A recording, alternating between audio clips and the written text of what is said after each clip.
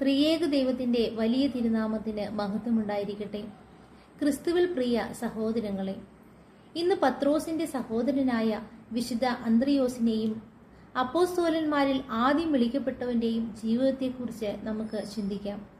വിശുദ്ധ യോഹന്നാൻ എഴുതിയ സുവിശേഷം 1-ാം അധ്യായം 41-ാം വാക്യത്തിൽ ഞങ്ങൾ മിശിഹായെ കണ്ടെത്തിയെന്ന് പ്രഖ്യാപിച്ച് തന്റെ സഹോദരനായ പത്രോസിനെ യേശുവിന്റെ അടുക്കൽ കൊണ്ടുവന്നത് വിശുദ്ധ അന്ത്രയോസ് ആയിരുന്നു. മറ്റുള്ളവരെ ക്രിസ്തുവിലേക്ക് കൊണ്ടുവരുവാനുള്ള അദ്ദേഹത്തിന്റെ പ്രവൃത്തി സുവിശേഷം പങ്കുവയ്ക്കാനുള്ള നമ്മുടെ സ്വന്തം വിളിയുടെ ശക്തമായ ഓർമ്മപ്പെടുത്തലാണ്. പത്രോസിനെ യേശുവിന്റെ അടുക്കൽ കൊണ്ടുവരിക എന്ന ലളിതവും എന്നാൽ സുപ്രധാനവുമായ പ്രവൃത്തിയിലൂടെ ആദിമസഭയിൽ പത്രോസിന്റെ പങ്കിന് അന്ത്രയോസ് വേദിയൊരുക്കി. നമ്മുടെ വിശ്വാസം ഏറ്റവും അടുത്തവരുമായി പങ്കുവെക്കേണ്ടതിന്റെ പ്രാധാന്യം വിശുദ്ധ അന്ത്രയോസിന്റെ ജീവിതം നമ്മെ പഠിപ്പിക്കുന്നു. അവൻ സുവിശേഷം ഉള്ളിൽ സൂക്ഷിച്ചില്ല. അവൻ തന്റെ സഹോദരന്റെ അടുത്തെത്തി പത്രോസിനെ രക്ഷകന്റെ അടുത്തേക്ക് നയിച്ചു.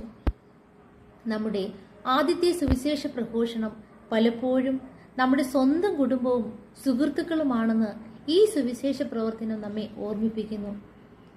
ആധുനിക റഷ്യയും ഗ്രീസും പോലെ ദൂരെയുള്ള സ്ഥലങ്ങളിലേക്ക് സുവിശേഷം പ്രചരിപ്പിച്ചുകൊണ്ട് അദ്ദേഹം വളരെ ദൂരം സഞ്ചരിച്ചു.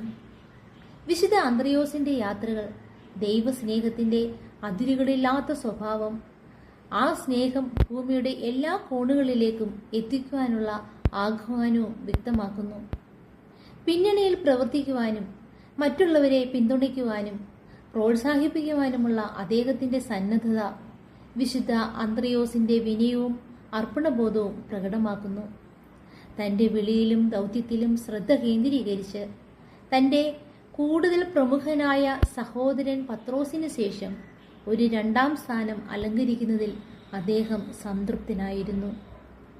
എളിമയുള്ള സേവനത്തിന്റെ മൂല്യവും ദൈവത്തിന്റെ വേലയിൽ ഓരോ വ്യക്തിയുടെയും അതുല്യമായ സംഭാവനയുടെ പ്രാധാന്യവും അദ്ദേഹത്തിന്റെ ജീവിതം നമുക്ക് മാതൃക കാണിക്കുന്നു.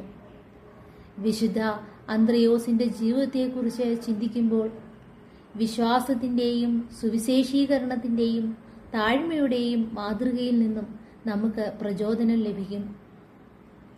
വിശുദ്ധ അന്ത്രയോസിനെ പോലെ നമുക്കും ചുറ്റുമുള്ളവരുമായി സുവാർത്ത പങ്കുവയ്ക്കുവാനുള്ള ധൈര്യവും നാം പോകുന്നിടത്തെല്ലാം ക്രിസ്തുവിന്റെ സ്നേഹം പ്രചരിപ്പിക്കുവാനുള്ള സമർപ്പണവും ദൈവം നമുക്ക് നൽകിയിട്ടുള്ള ഏത് കർത്തവ്യങ്ങളും വിശ്വസ്തയോടെ സേവിക്കാനുള്ള വിനയവും ഉണ്ടാകട്ടെ. വിശുദ്ധ അന്ത്രയോസിന്റെ മധ്യസ്ഥതയാൽ എല്ലാവരോടും സുവിശേഷം പ്രഘോഷിപ്പിക്കാനുള്ള നമ്മുടെ ദൗത്യത്തിൽ നമുക്ക് നമ്മുടെ ശിഷ്യത്വത്തിൽ ശക്തിപ്പെടുകയും ധൈര്യം നൽകുകയും ലഭിക്കുകയും ചെയ്യുമാറാകട്ടെ. ആമീൻ.